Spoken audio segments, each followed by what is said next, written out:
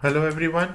Uh, Today we are going to discuss about the certain questions which is going to be important for your CLAT exams. हम लोग जो ये series करने जा रहे हैं basically CLAT is going to be like the only like it's going to be on next week, next Sunday. तो आपके पास ये एक हफ्ता है जिसमें आपका जीके रिवाइज करना बहुत इंपॉर्टेंट है. सो हम ये छोटे छोटे टॉपिक्स कवर कर रहे हैं ताकि आपके लिए आसान हो जाए. सबसे पहले हम चलते हैं इसरो पे. इसरो के कुछ बहुत ही इंपॉर्टेंट मिशन हैं. ठीक है, जैसे था एक्सपोसेट मिशन यानी X-ray polarimeter satellite. It was launched in January 2024. इसका मेन काम था पोलराइजेशन ऑफ एक्सरेज. स्पेस में क्या क्या है, ब्लैक होल्स को पढ़ना, न्यूट्रॉन स्टार्स को पढ़ना. पहला इंडिया का पॉलीमेट्री मिशन था ये मिशन के अंदर हमें पीएसएलवी ऑर्बिटल एक्सपेरिमेंटल मॉड्यूल भी दिखाई देता है. फिर आता है मेरे पास इनसेट 3DS. ये 17 फरवरी को लॉन्च हुआ. इसका मेन काम था आपकी मेट्रोलॉजिकल और डिजास्टर वार्निंग सर्विसेज को. नेक्स्ट है आदित्य L1 मिशन. पहला सोलर मिशन जो हैलो ऑर्बिट में सन के आसपास गया था L1 में. ठीक है, यहां पर बहुत सारे सोलर फ्लेयर्स को देखना, सोलर अल्ट्रावायलेट इमेजिंग्स को देखना. Next is January 29 NVS satellite. ये था इंडियन कॉन्स्टिलेशन सैटेलाइट्स जो कंट्री को सेल्फ रिलायंट नेविगेशन सिस्टम के लिए हेल्प करता है.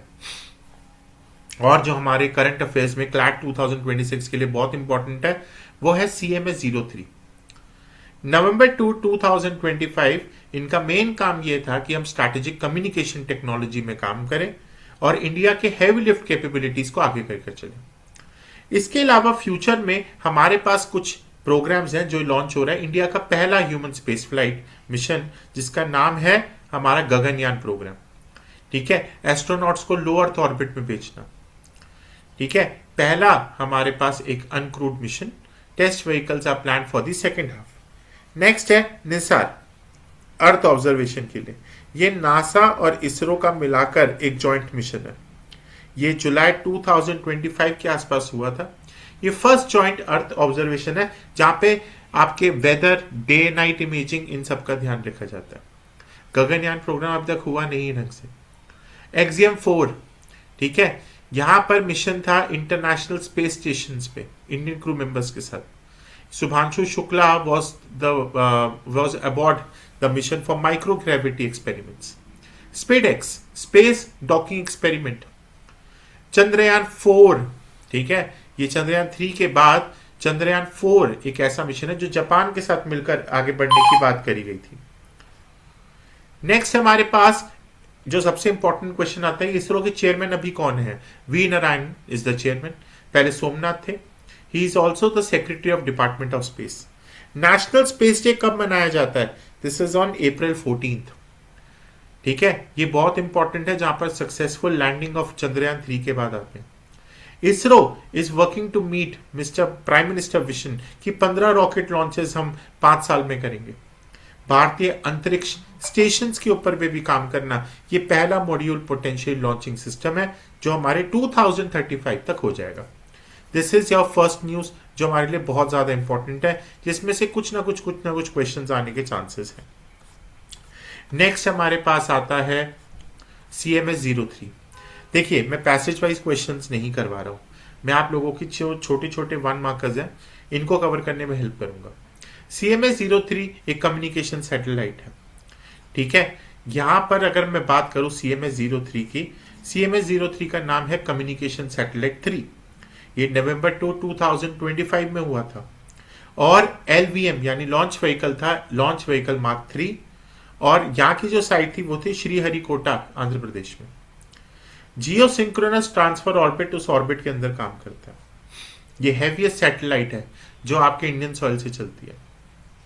हैवीएस्ट कम्युनिकेशन सैटेलाइट जो इसरो ने लॉन्च करी आज तक. इसका मेन काम, एक तो मेन सबसे इंपॉर्टेंट था आत्मनिर्भर भारत के ऊपर एक विजन था कि हम अब फॉरेन व्हीकल्स के ऊपर इतना निर्भर नहीं कर सकते. दूसरा, इसका नाम बाहुबली भी रखा गया क्योंकि हैवी बिल्ट है ना, और ये अच्छी कैपेसिटी के साथ भी है, इसीलिए रॉकेट की इनहैंस परफॉर्मेंस के बारे में भी बात करता है. गगनयान का प्रीकर्सर LVM-3 सेम फैमिली है, that will be used for the ambitious projects. CMS-03, ठीक है। अगर मैं बात करूं तो इसका मेन काम ये रियल टाइम कम्युनिकेशन आपकी नेवी को, इंडियन ओशन के रीजन्स को देख सकता है कौन सी चीज कहां से आ रही है, तो जीपीएस सिस्टम में भी बहुत इंपॉर्टेंट करेगा ये। दूसरा, इंडियन के लैंडमार्क से लेकर वाइड ओशियानिक रेंजेस को कवर करने में हेल्प करता है, जो हमारी फिशरीज के लिए भी बहुत इंपॉर्टेंट है, ठीक है। C band, extended C band, Ku band, robust voices, data, video links, जैसे फॉर एग्जांपल आपको याद होगा 2008 का अटैक हुआ था इंडिया पे, तो वो सबको बचाने के लिए हमने इस टेक्नोलॉजी का इस्तेमाल करा। सबसे इंपॉर्टेंट, ये हैवी सैटेलाइट है, ठीक है, और इसका रिमेंबर LVM-3M5 था व्हीकल जो लॉन्च करा गया, ठीक है। नेक्स्ट आता है G20 summit. This is going to be a third topic. G20 summit, host country South Africa, venue Johannesburg, date 22 and 23 November, और यहाँ की जो प्रेसिडेंसी पीरियड है वो दिसंबर 1 से लेकर नवंबर 30 तक जाता है। यहाँ पर सॉलिडारिटी, इक्वालिटी, सस्टेनेबिलिटी, इसके ऊपर बात होता है। और हाँ, जो सबसे इंपॉर्टेंट है वहां की अफ्रीकन फिलोसफी उबुंटू, जो कहते हैं इंटरकनेक्टेडनेस और ह्यूमैनिटी इज वेरी इंपॉर्टेंट। ये क्वेश्चन आपके आने के चांसेस हैं। साउथ अफ्रीका की अगर बात करें प्रेसिडेंसी की, it focused on the priorities of global south. Global south मतलब द डेवलपिंग कंट्रीज। वो कहते हैं डेट, क्लाइमेट फाइनेंस, क्योंकि आपको पता ही होगा कि आपके पास जितने भी ग्लोबल नॉर्थ हैं they are already developed and global south is on the verge of developing, और क्लाइमेट का सस्टेनेबिलिटी का ध्यान भी रखना बहुत जरूरी है। यूनिवर्सल अर्ली वार्निंग्स इंश्योर करता है कि each and every person is covered by the early disaster warning system. यहाँ पे डेट की सस्टेनेबिलिटी को एड्रेस करना, ट्रांसपेरेंट और सोवरेन क्रेडिट रेटिंग्स को देखना, ये सारी चीजें इसके अंदर बताई जाती है। आपकी ट्रांजिशन, आपकी एक्सेस, आपकी digital governance, this is something which is very important. इन्होंने ये भी बोला यहाँ पे G20 समिट में कि they pledge that UN security council को वे इंक्लूसिव और रिफ्लेक्टिव बनाएंगे, ठीक है। इंडिया का रोल G20 में, G20 ट्रायो का, ये है ट्रायो जो प्रीवियस, करंट और नेक्स्ट प्रेसिडेंसीज में आती है। India was the part of 2024 trio का, ठीक है। इस बार की south Africa, USA and Brazil थे। इंडिया ने बहुत कॉन्ट्रीब्यूशंस करी हैं डिजिटल पब्लिक इंफ्रास्ट्रक्चर पे, क्रिटिकल मिनरल्स, सर्कुलरिटी इनिशिएटिव्स पे, और पहली बार एक फर्स्ट समिट G20 की हुई है अफ्रीका के अंदर, जो अफ्रीकन यूनियन जो वहां की परमानेंट मेंबरशिप है उसके लिए भी बात करी है। G20 के अंदर अब 19 कंट्रीज हैं, यूरोपियन यूनियन है, अफ्रीकन यूनियन। अफ्रीकन यूनियन का आपके पास है Aedes अबाबा headquarters, and European union का है हेडक्वार्टर्स ब्रुसेल्स, ठीक है। G20 का होस्ट अब कौन होंगे? United States of America. यही तक हमारी आज पहला पार्ट था, then we will move to the next part. Thank you and have a nice